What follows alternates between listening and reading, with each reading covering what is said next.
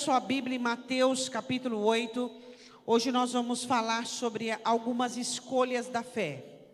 A fé tem algumas escolhas para frutificar e para habitar. Então nós vamos falar sobre as escolhas da fé. Mateus capítulo 8, versículo de número 5. Eu gosto muito de falar sobre fé, porque a religião mata a fé. Todo religioso está morto na fé. E eu trato da religião como o costume, o hábito e como o autoconvencimento. As pessoas se autoconvencem que são religiosas, que estão certas e que estão aprovadas. Isso é religião. O cristianismo, ele sempre nos indaga. O cristianismo sempre nos coloca diante do altar do Senhor para nos examinar. A religião não. A religião nos mantém ausentes do altar. E sempre nos aprovando, e sempre nos considerando, e sempre nos defendendo. A religião te defende. O cristianismo te convence. E a Bíblia diz assim em Mateus capítulo 8, versículo 5. Entrando Jesus em Cafarnaum, chegou junto dele um centurião rogando-lhe, e dizendo: Senhor, o meu criado jaz em casa, paralítico e violentamente atormentado. E Jesus lhe disse: eu irei, lhe darei saúde. O centurião respondendo disse: Senhor, não sou digno de que entres debaixo do meu telhado, mas disse somente uma palavra, e meu criado há de se sarar. Podemos assentar. Em Lucas capítulo 7, tem o mesmo relato. O mesmo homem em Cafarnaum, o mesmo relato. Só que lá explica, Lucas é muito mais detalhado, né, em todas as suas considerações. Lá explica e fala que ele era um homem que havia ajudado na sinagoga, ajudado a construir a sinagoga, e um homem muito bom de coração. Então vamos analisar o centurião. Centurião era um militar romano que era responsável por 100 homens. Centurião. E este homem, eu quero falar da morada da fé no coração dele. Qual era o relacionamento que ele tinha com o judeu? Certamente ele aprovava a religião judaica, certamente ele tinha alguma intimidade com a religião judaica, porque ele mesmo, em Lucas 7, diz que ajuda a construir e reconstruir a sinagoga de Cafarnaum. Então, o que nós entendemos aqui? Este homem, ele tinha um senso e uma noção favorável para a fé. Qual é o terreno que a fé tem facilidade de frutificar? Eu quero falar um pouquinho com vocês sobre definições. Satanás trabalha muito, mas muito mesmo, para criar confusões na sua vida. Ele levanta questões sobre sua identidade, ele levanta questões sobre sua vida, sobre o seu passado, sobre o seu presente. Por quê? Porque as respostas não dadas geram dúvida. Se você não tem respostas, por exemplo, para um comportamento seu, no lugar da falta dessa resposta tem uma dúvida. Se você, por exemplo, indaga o seu passado, a sua filiação, indaga o que ocorreu no seu passado, o que aconteceu, indaga alguma coisa que aconteceu. Na sua alma ficará indagações e ficará questionamentos. Esse questionamento dará lugar à incredulidade. Por exemplo, quando você sofre algum tipo de frustração, algum tipo de situações que não ficou bem resolvida lá atrás, essa frustração, ela dará lugar à incredulidade, inibindo assim a presença da fé. A importância de você entender que quando Paulo diz que a fé não é para todos, por quê? Porque existem corações que persistem em questionamentos, em dúvidas, em indagações e situações mal resolvidas. Toda situação mal resolvida na sua vida vai gerar um ambiente propício para a incredulidade. Você pode repetir essa frase? Toda situação mal resolvida na minha vida gerará um ambiente propício para a incredulidade. Pessoas que não são bem definidas, que não são bem resolvidas, cujos relacionamentos são frequentes de indagações, pessoas que sofrem por carência, pessoas que sofrem por conta de debilidades, por falta de respostas, por falta de conclusões, elas são, consequentemente, por conta disso, atacadas pela incredulidade. O que a incredulidade tem a ver com a carência? Tudo. Por quê? Porque pessoas carentes são pessoas interrogativas, pessoas débeis, pessoas frágeis, que são pessoas hospedeiras para a dúvida. Quanto mais frágil você for, quanto mais mal definido, quanto mais ausência de definição para a vida, mais dificuldade para você ter fé. Pastora, mas isso é injusto. Injusto por quê? Quantas interrogações você traz na sua vida? Quantas vezes você não sabe dizer nem mesmo quem é você? Do que você gosta? O que você quer para a sua vida? Quantas vezes as dúvidas e as incertezas, elas chegam depois que você se definiu? E a dúvida e a incerteza, ela muda a sua definição. Você de vermelho vai para azul, não tem nada a ver uma coisa com a outra. Ou por que tanta insegurança? Por conta da ausência de definição. A fé, ela tem facilidade, ela é uma semente, que ela tem facilidade para crescer em pessoas definidas. Você não precisa ter a resposta para tudo, não. Mas você também não precisa ter perguntas para tudo. Existem pessoas que a interrogação, ela é um altar na própria alma, e existe um ponto de interrogação enorme dentro da própria alma. Por que você não começa a eliminar os pontos de interrogação da sua vida? O porquê, pastora, me dê um dos sintomas quando a minha vida é dominada pela interrogação. Ausência de gratidão, ausência de desfrutar, ausência de alegria, ausência de contentamento. Pessoas que não conseguem contentar-se com o que têm, pessoas que não conseguem ter uma elaboração sobre a situação que vivem, elas vivem assaltadas com pontos de interrogação. As coisas que lhes aconteceram lá atrás, lhes deixam em suspenso. Elas não conseguem aceitar as suas tragédias, não conseguem aceitar as suas nulidades, não conseguem aceitar o que aconteceu. Então, levanta-se um ponto de interrogação na vida, e esse ponto de interrogação não permite que a fé, não sei se você está me entendendo, ela não consegue rudimentar, ela não consegue fazer base. Por isso a importância do Senhor Jesus nos diálogos que ele travava com as pessoas, de fazer as pessoas aceitarem a si mesmas, encararem a vida, eliminar os questionamentos. Lembra da mulher samaritana? O diálogo mais longo que Jesus teve para evangelizar uma pessoa foi em João capítulo 4. Foi o diálogo mais longo para evangelizar alguém. Por quê? Porque Jesus estava querendo eliminar as dúvidas e questionamentos dela, emocional, espiritual, religioso e pessoal. Você não vai conseguir ter uma fé forte, capaz de sustentar a sua vida, se você tiver questionamentos, incertezas, dúvidas. Você precisa aprender a eliminar dúvidas. Uma outra característica que eu quero falar para você, sobre pessoas que gostam de dúvidas, pessoas que sofrem de síndrome de Alice ou síndrome de Peter Pan, que acha que o mundo é cor-de-rosa. Elas não querem a resposta, porque a resposta é dura, a resposta traz sofrimento, a resposta é a realidade. Então ela não quer a resposta.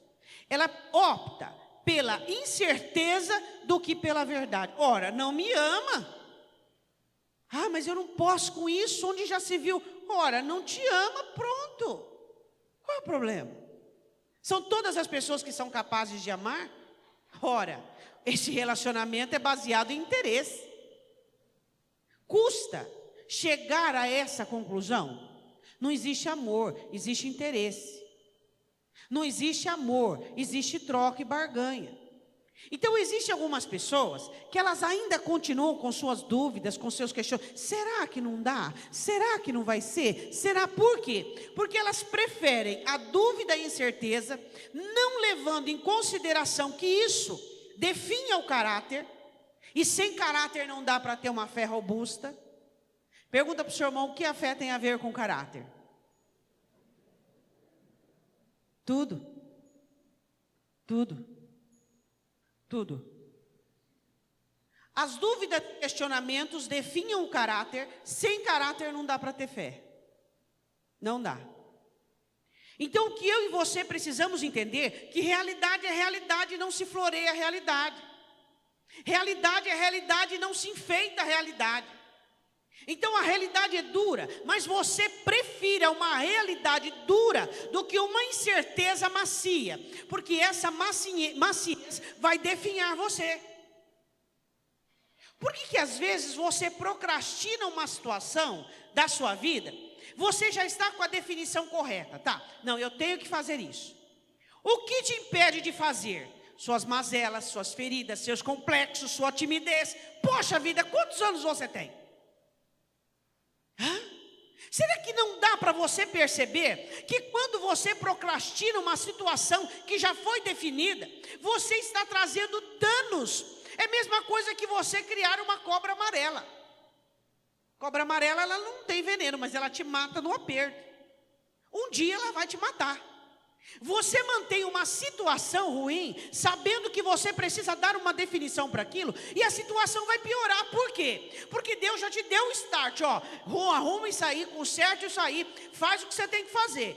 Você não faz, a situação tende a piorar. Por quê? Porque Deus fala, Deus sinaliza, mas nós criamos cobras amarelas, porque elas são domésticas. E nós ficamos, protelando, aspirando, achando que. Muito cuidado com dúvidas. Por que este homem teve fé? Porque ele era um homem que tinha definição. Ele diz, eu sou um homem que tenho autoridade. 3 características para que eu e você tenhamos uma fé robusta, saudável, capaz de nos levar onde nós queremos ser levados. Autoridade. Tem autoridade sobre o que você pensa, tem autoridade sobre quem você é, tem autoridade sobre as suas convicções, tem autoridade sobre os assuntos que Deus tem posto na sua mão. Tem autoridade. Não permita que ninguém diga para você, você não pode. Como que as pessoas dizem para você, você não pode? Fazendo uso das suas feridas, da sua timidez, fazendo uso da sua má interpretação da vida. Diga para o seu irmão, é gostoso ter autoridade. É um bem que Deus nos deu. Não é? Jesus, quando chega no templo, ele não era nenhum ancião, ele não era nenhum fariseu, mas ele era o Senhor de tudo e de todas as coisas. E ele chega e ele derriça todas as mesas dos cambistas. Autoridade. O diabo trabalha muito para fazer você perder a sua autoridade. Porque quando você perde a sua autoridade, a sua fé vai para o ralo. Quando você perde a sua autoridade, Satanás consegue colocar dentro de você questões, dúvidas, inseguranças. Mas será? Mas eu acho que eu não vou poder. Mas acho que não vai dar certo. Mas e como que eu faço isso? Como que eu faço aquilo outro? De 0 a 10, o quanto você tem feito uso da sua autoridade? Ô pastora, eu reconheço que a minha autoridade eu pus em leilão. Goste de mim e você perde um pouco de autoridade. Me elogie, fique comigo, não interprete mal. Eu quero agradar todo mundo. Pessoas que querem agradar a todos não conseguem manter a autoridade. Você precisa entender isso, que você vai desagradar gregos e agradar troianos ou vice-versa. Entende? Se você quer agradar todo mundo, você não é para a fé. Pessoas que têm fé, têm definições, têm posicionamento, têm postura. E o maior objetivo da sua fé não é você salvar a África nem a Índia. O maior objetivo da sua fé é você salvar ti mesmo. das dúvidas, do questionamento, da insegurança, é que a sua fé seja visível e seja vista pelas pessoas que convivem com você. A Bíblia diz assim, em Mateus capítulo 8, Jesus entra em Cafarnaum, e Lucas 7 diz que ele mandou os anciãos, mas vamos ficar no texto, e ele diz assim no versículo 8, dize apenas uma palavra e meu criado há de sarar. E ele explica o porquê ele crê que uma palavra vai fazer a obra. Ele explica por quê. Por causa da autoridade. Aí vem a questão do caráter. Se você é uma pessoa de palavra, é uma coisa muito interessante. O evangelho ele é maravilhoso. Deixa eu explicar para você. Se você é uma pessoa que usa a sua fala para maledicência, para fofoca, você usa a sua fala para murmurar, para reclamar, a palavra de Deus não vai ter peso na sua vida. Olha que coisa maravilhosa, isso não é maravilhoso? Eu acho isso maravilhoso, isso são os mistérios do evangelho. Isso é maravilhoso, sabia? Se você é maledicente, se você fala indevidamente, fala pelos cotovelos, se você acredita em tudo aquilo que ouve, se você é alguém que murmura, que reclama, a palavra de Deus não vai ter sentido para você, porque você não tem uma prática usual do poder da palavra. Isso é maravilhoso, fala para o teu irmão, isso é maravilhoso. Você já imaginou se todo mundo, até os maledicentes, tivesse o poder dessa palavra? Eu não gostaria, não gostaria. Eu gosto do evangelho porque ele é seleto. Eu gosto do evangelho porque ele é requintado, ele é excelente. É por isso que eu gosto do evangelho. Se o evangelho fosse uma religião que você precisava dar cesta básica no fim de semana, eu não ia gostar disso. Eu gosto do evangelho porque ele trabalha com o mais íntimo do ser humano, junta, medula, ele abre e escancara tudo. Esse é o poder do evangelho. Pessoas que usam a boca de qualquer maneira não conseguem crer na escritura. Toda vez que você murmura, reclama, é maledicente. Toda vez que você fala pelos cotovelos, esta palavra aqui vai perdendo sentido para a sua alma. Ela não vai tendo sentido. Ela não vai tendo sentido. E quando você ouve a palavra do Senhor, parece que não tem nexo.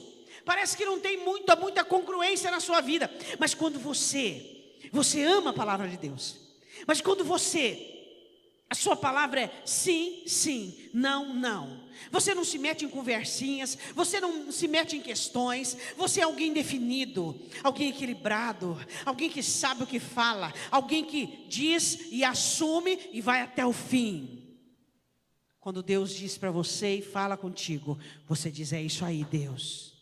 Por quê? Porque você está acostumado, você já pratica, você já tem essa interação com o verbo. Sim, sim, não, não. Passou disso, é do maligno. Talvez, pode ser. É? É? Não é? Acabou. Quando você é alguém que a sua palavra tem peso, quando você é alguém que sabe o que diz, quando você é alguém que a sua palavra, ela é arrebatadora. Eu sou mulher, mas eu odeio conversinhas. Eu odeio conversa que não edifica e que não leva a nada. Odeio. Eu tenho aversão. Por quê? Eu sei que conversinhas tira o peso disso aqui. E não é só mulher que gosta de conversinha, não. Tem muito homem que gosta. Tem homem que é mulher pior que mulher. Gosta de uma conversa paralela que só a graça. Agora, o que você e eu precisamos entender? Porque esse centurião tinha essa fé. Por quê? Porque para ele era algo comum, era algo que ele vivia. O poder da palavra era algo que ele vivia. Ele mesmo explica. Eu chego para um servo e digo, vai. O outro, eu digo, vem. O outro faça, o outro não faça. Então eu sei que se o Senhor disser, vai acontecer. Você tem a fé que é respaldada na sua autoridade, pessoal? Por exemplo, Senhor, eu creio na sua palavra. Por quê? Porque se eu digo que é, porque é. Mas se eu digo que não é, não é. E não é agora, não é depois e não é amanhã. Se eu digo que eu quero, eu quero, eu quero e eu quero. Se eu digo que eu não quero, eu não quero. Quando a palavra de Deus vem, Você diz: Deus, eu estou entendendo. Por que existem pessoas que ele olha para as técnicas do Evangelho e a maneira que Cristo aborda a Escritura, de João, vocês não conseguem entender a minha linguagem. Por quê? Porque a palavra dele fala de poder, a palavra dele tem peso, a palavra dele fala de sim, sim, não, não. E existem pessoas que não estão habituadas com isso. Ela fala uma coisa agora e desfala amanhã. Ela falou uma coisa ontem e desfala hoje. Espera aí. Por que a palavra de Deus tem sentido para alguns de nós? Por que a palavra de Deus, ela chega dentro de mim e de você e ela consegue gerar fé? Por quê? Porque ela é autoridade. Ela é autoridade, porque nós fazemos uso da nossa autoridade pessoal. Autoridade pessoal é você não permitir que ninguém te coloque jugo ou fardo. Não, em mim não. Estou livre disso aí. Eu não quero, estou enxergando, eu quero, e é assim, e é assim. Você faz uso da sua autoridade pessoal como um ser humano? Eu não quero mais ser escravo. Eu não quero mais ser tímido. Eu não quero mais viver assim. Fé precisa de autoridade. Ele olha e diz assim: eu sei o que é o poder da palavra. Você sabe o que é o poder da palavra? Sua palavra tem peso e tem poder. Qual que é o poder da palavra, pastora? O poder da palavra é você. A sua palavra é você. Você diz: não quero, não quero. Você diz: chega, chega. Agora você diz: chega hoje. Amanhã você diz: quem sabe? A outra pessoa chega com argumento: talvez. Agora, quando você precisar crer no poder dessa palavra, diz para mim se você tem alguma chance de ter fé. Nenhuma. Se a sua palavra não tem o teu poder pessoal, se a sua palavra não tem a sua assinatura, se a sua palavra ela não pode ser escrita, não vale, não é válido, por que essa palavra teria? Por isso que alguns crentes, você vê eles desesperados para crer na palavra. Uma luta. Aí o diabo jogou uma seta. Aí o diabo jogou um dardo. Aí o diabo fez um laço. Aí o diabo lançou dúvida. Por quê? E outros não têm essa luta, não tem essa milícia. O diabo pode vir com o inferno inteiro para causar dúvida. O crente é crente do começo ao fim. Deus vai fazer e ponto. Por quê? Porque a palavra dele, ele sabe do que ele está falando. Ele sabe do que ele está vivendo. A palavra dele tem peso. A palavra dele, ele não fala aleatoriamente. Mas se ele fala uma coisa, você pode crer que é aquilo. Ele não mente. Ele não sai pela tangente. Ele diz e pronto, acabou. Morreu o assunto. O que é fé tem a ver com caráter? Tudo. Quer ter fé? Tenha caráter. Quem restaura o caráter do homem? O Espírito Santo de Deus. Se o homem der essa abertura. A Bíblia diz assim, em Mateus capítulo 8, traduzindo: se você não for firme na sua vida, a palavra de Deus não vai ter lugar para ser firme na sua vida. Mateus 8, versículo de número 9: pois também eu sou sob autoridade. Tenho soldados às minhas ordens. Digo a este: vai, e ele vai, e a outro vem, e ele vem, e ao meu criado: faz isso, e ele faz. Quer dizer, eu sei o que é autoridade. Quando você diz eu não quero, isso é para valer ou é faz de conta? Quando você diz basta, chega, seu coração fica te traindo, a sua mente fica rebuscando, e você falseia milhões de vezes até alcançar uma definição, ou você diz chega, bastou? O crente tem estupim? Tem. O estupim do crente se chama longanimidade. Só que o estupim do crente, ele não avisa na véspera quando ele vai acabar. Você sabia? O estupim do crente acaba agora. Acabou. Mas não teve um aviso prévio? Não teve. Mas não tem segunda chance? Não tem. Não tem terceira? Não tem. Não tem quarta? Não tem. Já dei quantas foram? A longanimidade de Deus surpreendeu o povo de Israel. Foi muito interessante. E eles fizeram uma, fizeram duas. E o nosso estupim é parecido com a longanimidade de Deus. Fizeram 3, fizeram 4, fizeram 5. Na 10ª vez, o Senhor disse assim: chega, basta. chegou. Já são 10 vezes que vocês me provaram. A partir de agora, Números 14, vocês não entram mais na terra. Toda essa multidão que diz que vai morrer, vão morrer realmente, a geração vai ser trocada. Os vossos filhos que vocês disseram que serão por presa, eles entrarão na terra. Outra coisa, quantos dias vocês visitaram a terra? 40 anos vocês vão ficar aqui e vão morrer. Vão peregrinar 40 anos. Deus avisou na véspera? Avisou? Não. Deus não manda aviso prévio. Não. Entende? E tem crente que ele fica assim, ó, eu vou fazer, hein? Olha lá, eu vou fazer, hein? Ó, cuidado que eu vou fazer, hein? Olha, eu vou fazer, hein? Crente não faz isso, ele não vive de ameaça. Ele faz uso da longanimidade. Ele tenta consertar a situação enquanto não há chance. Mas quando a longanimidade acabou, esgotou, é aquele dia, acabou, não tem mais graça. Não existe mais condição, não existe mais, acabou. O nosso relacionamento acabou aqui. São questões técnicas, não dá mais. Chega. Vamos ser pessoas sociáveis, vamos ser pessoas, seres humanos sociáveis, gentis, mas não dá mais. Porque se nós continuarmos, nós vamos entrar numa situação desfavorável às Escrituras. Acabou. Acabou. O cristão, quando ele desliga de verdade. Ele não fica com pendências. Ele não fica, ai que saudade, ai que vontade, ai que pena. Não. Ele tem palavra. Ele desliga e ponto. Não existe essa situação de saudosismo, de melancolia. É uma questão que Deus arranca, Deus separa e pronto. A autoridade. Tem crente que até hoje tem saudade do pecado. Tem crente que até hoje tem saudade de uma vida miserável que ele vivia. Agora diz para mim, se uma pessoa dessa, ele tem autoridade.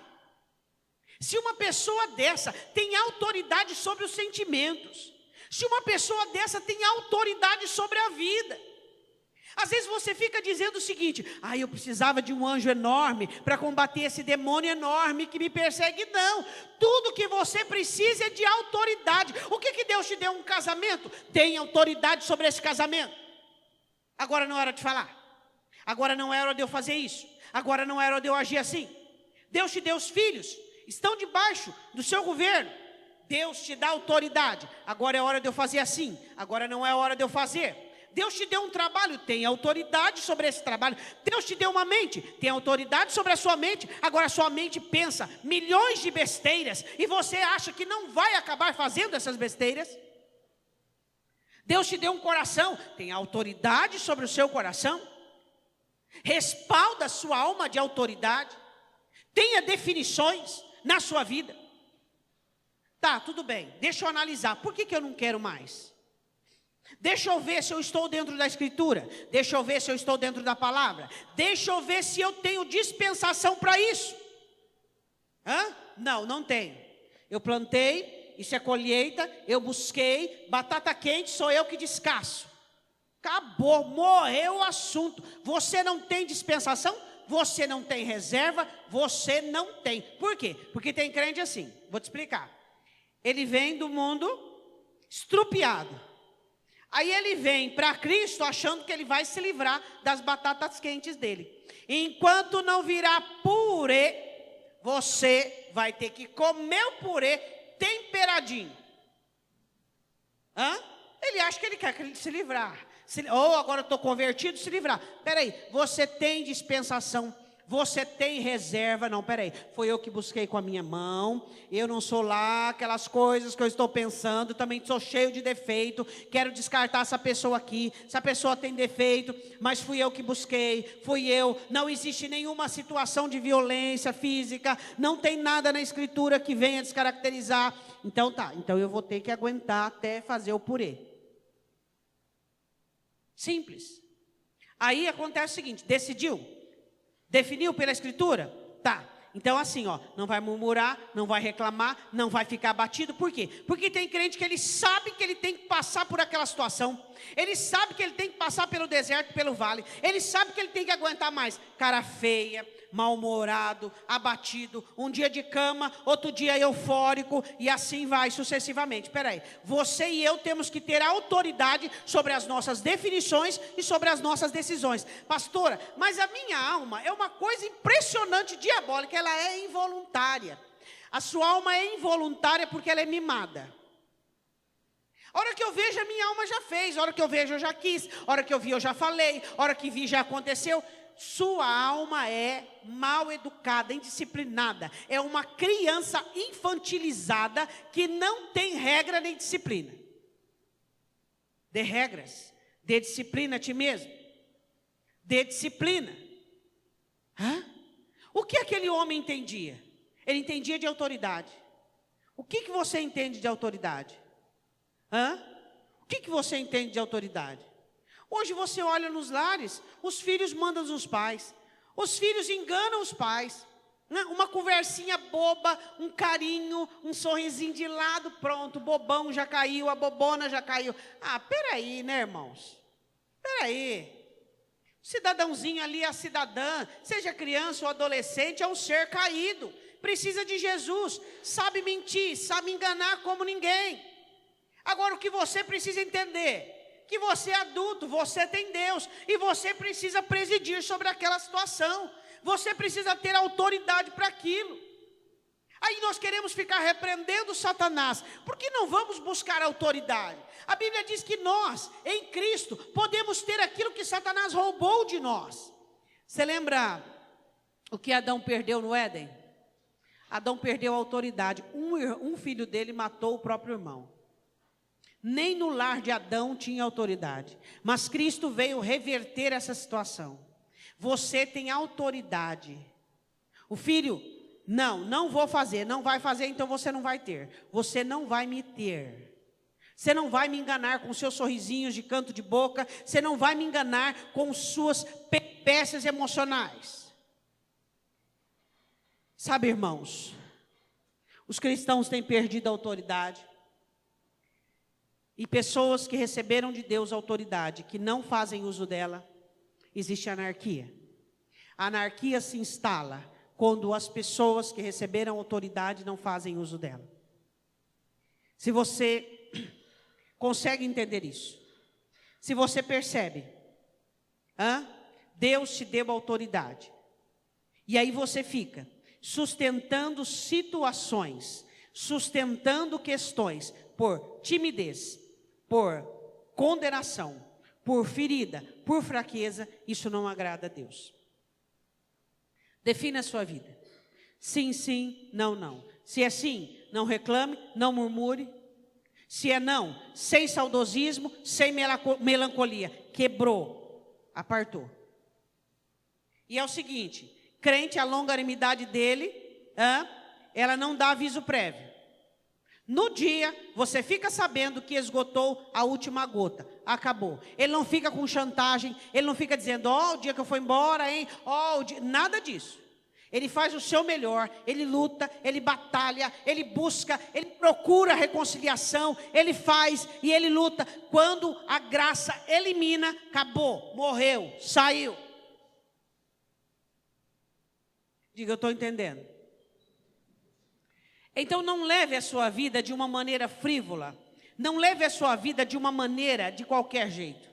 Tenha definições. Quando a mulher não tem definição, Satanás ciranda com o marido. Quando o marido não tem definições, Satanás ciranda com a família. Não define. É uma água. Você já tomou soro caseiro? É horrível. Tem gente que a definição dele é um soro caseiro. É salgado? Não. É doce? Não. O que é então? É um soro caseiro. Olha para o seu irmão e diga, você é um soro caseiro? Você não é salgado e você não é doce, você é um soro caseiro. Não tem definição. Não é salgado e não é doce. Acredita? Eu acredito. Você acredita em Jesus? Então eu acredito em Jesus. Você acredita na palavra? Acredita. Você confia numa pessoa? Então você confia. Você não confia, não confia. Eu sou assim, se eu confio em uma pessoa, eu confio nessa pessoa debaixo da água, em cima, no fogo, qualquer lugar, eu confio. Se eu não confio, eu não confio. Mas se você confia e ponto. Se você quer e ponto. Se você não quer e ponto. Por que, pastor, eu preciso ter definições próprias? Para você ter uma fé própria. Uma fé firme, uma fé forte, uma fé inabalável. Uma fé que creia nessa palavra. Uma fé que diga, Senhor, pode falar comigo, pode dizer a sua palavra, e eu vou crer na sua palavra. Essa é a fé que eu preciso, que você precisa, que nós precisamos cultivar e ter. A Bíblia diz assim no versículo de número 10, maravilhou-se Jesus ouvindo isto. O que fez Jesus ficar maravilhado? Poucas vezes você vê a expressão de Jesus ter ficado maravilhado com a fé de um homem que não era convertido, de um homem que era simpatizante do judaísmo, mas que tinha fé. Jesus maravilhou-se de ouvir isso, de uma pessoa elucidada, de uma pessoa transparente, de uma pessoa que tinha definições na sua vida. Eu me casei, eu quis me casar. Agora, não é como eu achei que era, mas eu não vou reclamar, eu não vou murmurar, eu vou fazer o melhor com o pouco que eu tenho. Aí você vê, a pessoa não é fiel à escolha que fez. A pessoa não é fiel a nada. Como que ela vai ter fé para essa escritura? Vive reclamando de tudo, reclama de tudo, reclama do convívio social, reclama do casamento, reclama da casa, reclama da vida, reclama. Peraí. Sim, não. Eu quero. Não quero, eu acabo com tudo. Mas se eu quero, eu fico sem reclamar. Se eu quero, se eu escolhi, se eu vou assumir, não vai sair uma palavra da minha boca que vai danificar, que vai macular a minha escolha. Eu escolhi e pronto. A hora que eu disser, eu não quero mais, eu não quero, e não vai haver saudosismo, não vai haver pendência, não vai haver melancolia. Você é uma pessoa de palavra? Se você não é uma pessoa de palavra, como é que você vai crer nessa palavra aqui? Mas essa é de Deus, então. Primeiro você tem que ser treinado a ter palavra para você saber o que é palavra. Dá para entender? Temos que ter rudimentos, temos que ter base, temos que ter definições. Quais são as pessoas dentro da igreja que têm dificuldade de ter fé? Aquela como é nuvem, sem água de um lado, vai do outro. Um diz uma coisa, ele acredita, outro diz outra coisa, ele acredita. A noticiário da televisão diz uma coisa, ele acredita. Diz outra, ele acredita. Aí vai acreditando tudo quanto é coisa. Como é que a hora que ele lê a escritura, ele vai acreditar? A alma dele vai falar, é mais uma conversa.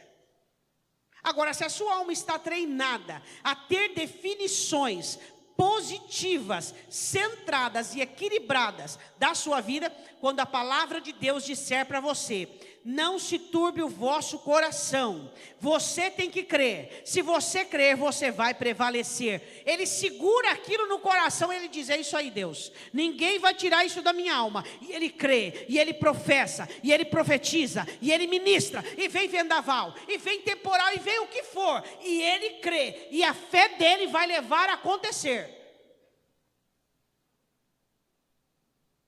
Agora, se não tem uma prática doméstica, como é que vai ter uma prática espiritual? Se você não pratica isso, nas questõezinhas tão simples e humanas que nós temos, como é que nós vamos praticar isso espiritualmente? Pastora, por onde eu começo? Você começa confessando o quanto você é uma pessoa insegura, quanto você é uma pessoa débil, uma pessoa frágil. Você começa confessando suas feridas, suas mazelas, e você se converta. Você sabia que tem muita gente dentro da igreja que não é convertida? Pois é. Se converta. Diga, Deus, eu preciso ter fé. Deus, eu preciso ter fé. Tua palavra diz que a fé é a vitória que vence o mundo. Eu não posso chegar até o fim sem fé. Eu preciso ter fé. Eu preciso ter fé. Eu queria te perguntar uma coisa, qual foi o dia? Eu acho muito interessante naquela passagem que Jesus fala sobre o perdão, né? Esses dias eu fiz uma oração sobre isso de manhã. Jesus fala que vocês devem perdoar 70 vezes por dia. E os discípulos dizem, Senhor, dai-nos mais fé. Ao Senhor Jesus diz, não, peraí, isso não é questão de fé, isso é questão de obediência. Perdão não é questão de fé. Você precisa de fé para perdoar? Você precisa de obediência. Obedece a Deus que você perdoa. Agora, muito bem lembrada a pergunta deles, a questão deles: Senhor, dá-nos mais fé. Quando foi que você orou dizendo: Senhor, eu quero ter uma fé robusta, quero ter uma fé humilde como a de José, eu quero ter uma fé definida como a de Daniel, eu quero ter uma fé como a de Josué, que sabe ser independente, eu quero ter uma fé, Deus, eu preciso ter uma fé inabalável. Você já orou pela sua fé? Você cuida da sua fé, você rudimenta a sua fé, você faz com que a sua fé tenha uma liderança absoluta na sua vida. Quem lidera você, fé ou vista? A Bíblia diz que o justo não anda por vista, ou seja, ele não, olha isso, olha aquilo, agora eu creio nisso, agora eu creio, não. Ele anda por fé, não importa o que ele vê ou o que ele ouve, ele anda por fé. O justo anda por fé, ele crê e ponto. Pode vir quem for falar para ele que não vai dar certo, ele crê, ponto final. Você sabia que é muito gostoso ter fé? A fé, ela deixa a alma saudável. A fé faz com que a gratidão tenha sentido. A fé faz com que a alegria tenha sentido. A fé, ela libera a energia, ela chama os talentos da alma à existência. E a ordem necessária, agora vem alegria, agora vem poder, agora vem esperança. A fé governa sobre a alma. E uma alma que tem fé, fé é dom de Deus. É uma alma que tem tudo o que precisa. Agora é a força, agora é o ânimo, agora é a alegria, agora é a esperança. Agora são certezas. Uma alma que tem fé é uma alma saudável. É uma alma que não deixa as inseguranças e as vertentes da vida terem pressão. Você tem fé? Então, todos os dias eu dobro o meu joelho para Deus e digo: Deus, eu preciso de fé. Eu preciso de fé. Eu preciso de mais fé. Eu quero ter fé. Eu preciso ter fé. Você precisa orar por fé. Dá-me fé, Deus. Eu preciso ter fé. E ajuda-me a cuidar daquela que eu tenho. Eu preciso crer, eu preciso confiar. Você precisa orar pedindo fé. Você precisa desejar a fé. Você precisa gostar de ser forte. Você gosta de ser forte? Hã? Pegue o gosto pela força. Davi gostava de ser forte. Os gigantes da Escritura gostavam de ser fortes. Você gosta de ser forte? Amém? Então você não vai dar ouvidos às debilidades e às fraquezas que o Satanás vai querer usar contra você. Diga: eu gosto de ser forte. Amém? Você chegar para uma situação e dizer assim: olha, você não me domina, sou eu que sobrepujo você. Você olhar para uma situação e ela não te lançar medo, nem insegurança, nem dúvida. E você disser: o trono que eu frequento me faz governar sobre ti. Amém? Eu queria que você se colocasse de pé. Fé. De 0 a 10, qual é a nota que você dá à sua fé? Você está em Cristo e você precisa ter fé. Você precisa ser alguém de fé. Hã? Quais são as experiências que você já teve com Deus de fé? Hã? Que Satanás disse não, que as circunstâncias disse não, mas que o Espírito Santo dizendo: apenas creia, apenas creia, apenas creia, apenas creia. E você disse: eu creio, eu creio, eu confio, eu confio. Se você tem comunhão com Deus, eu acredito que você tenha. As informações sobre a sua vida não vêm do seu redor, mas vêm do alto. O Senhor nos dirige e diz aquilo que temos que fazer. E Deus fala e nós não duvidamos. O Senhor diz: filho, faça isso. Filha, faça isso. E você simplesmente faz. Pessoas que fazem uso de autoridade, são íntimas de autoridade. E Deus está falando com você nesta noite, para você recuperar a autoridade que Deus te deu. A autoridade que o Senhor te deu. Sim, sim, não, não. Não seja refém de pessoas. Não seja reféns de situações. Não seja reféns de circunstâncias. Eu quero que você coloque a mão sobre o seu coração. Pai Santo, Satanás tem trabalhado acirradamente para fazer o seu povo ser vulnerável. A vulnerabilidade, Senhor, tem sido uma enfermidade, uma praga, uma peste sobre os homens e os seres humanos dessa época. Pai, em nome de Jesus. Tua palavra diz que nós somos alicerçados sobre a rocha. Ó Deus, somos casas construídas sobre a rocha. Chega de ser movidos. Chega de sermos condicionados, Deus, por circunstâncias, situações ou atitudes alheias. Pai, em nome do Senhor Jesus, se você sabe que conversações tiram o seu tino, se você sabe que incertezas são bem-vindas à sua vida, em nome de Jesus agora, renuncie a esse comportamento.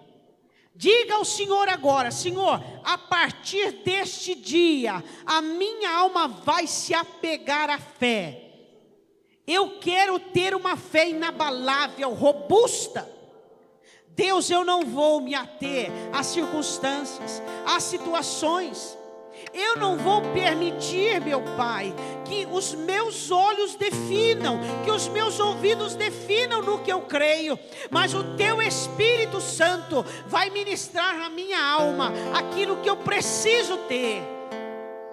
Eu quero que você se arrependa agora de todo titubeio, de toda atividade insegura. Eu quero que em nome de Jesus Cristo você diga: Deus, eu quero mudar. Deus, eu quero mudar. Deus, eu quero mudar. Não importa o que os meus olhos contemplem, não importa o que os meus ouvidos, Senhor, e nem aquilo que toca a minha pele, como Pedro, no meio da tempestade foi tocado pelo vento e afundou. Deus, em nome de Jesus, eu quero que o Senhor capture os meus sentidos para Ti. Senhor, eu quero ter uma fé baseada em autoridade, Pai. Eu quero ter uma fé, eu quero ter autoridade para ter fé. Eu quero ser uma pessoa definida, curada. Eu quero ser uma pessoa que diga sim hoje, sim amanhã. Deus, eu quero ser uma pessoa que diga não hoje e não amanhã. Eu não quero ser um joguete na mão do diabo. Eu não quero que Satanás ria de mim, Senhor. Diz para ele: Senhor, eu não quero que Satanás ria de mim. Que Satanás levante uma nuvem em uma situação e eu já mude de posição, Pai. Senhor, me perdoe, diga para Ele: me perdoe pelos titubeios, me perdoa, pois eu não tenho cuidado da minha alma o suficiente. Me perdoe, Deus, porque a minha fé tem sido abalada, Pai. Ó Deus, ela não tem sido suficiente, Deus, para segurar a minha vida. Então eu quero me revestir de autoridade do Espírito Santo, para que eu possa receber a sua palavra e eu possa receber a ministração da sua palavra. Pai Santo, em nome de Jesus, eu quero crer na sua palavra acima de tudo e de todas as coisas. Pai Santo, em nome de Jesus Cristo, eu preciso ser um crente. Eu preciso ser um crente, Deus. Eu preciso ser um crente. Me dê caráter, me dê postura, me dê personalidade, Deus, cristã. Ó Pai, em nome de Jesus Cristo, eu quero ser diferente. Eu quero ser diferente. Eu quero exortar a minha alma e repreender a minha alma. Eu quero trazer disciplina à minha alma. Eu quero educar o meu coração, Deus, para crer e confiar em Ti. Eu quero que o Senhor repreenda toda a hoste da maldade, todos os espíritos malignos que têm trabalhado na minha vida por meio da ferida. Espíritos que têm me trazido dúvida, insegurança, incerteza, condenação. Espíritos malignos que têm usado toda a minha carência, toda a minha ferida, todo o meu titubeio. Me perdoa por eu não identificar as pessoas enganosas que estão ao meu redor. Me perdoa por eu confiar em pessoas que não são confiáveis, Deus. Me perdoa pois eu ter abandonado a fé que o Senhor me deu, abandonado o rudimento que o Senhor me deu, e colocar no ser humano de uma maneira indevida a minha confiabilidade. Ó Deus, a minha confiança é do Senhor, diga a Ele. Senhor, a minha fé pertence ao Senhor. Deus, eu não quero os meus ouvidos. Eu não quero os meus ouvidos rendidos e vendidos aos mercenários. Eu não quero o meu coração, Senhor. Eu não quero a minha alma. Eu não quero a minha vida. Eu quero me firmar em Ti, Pai. Eu quero que com a mão no seu coração você diga assim, em nome de Jesus, eu repreendo toda casta, todo espírito das trevas que coloca dúvidas e insegurança na minha vida, em nome de Jesus Cristo, amém. Eu quero que você levante sua mão direita para o alto e você diga assim, dúvida nunca mais, insegurança nunca mais, porque eu recebo a autoridade do Espírito Santo de Deus para crer e confiar em nome do Senhor Jesus, amém.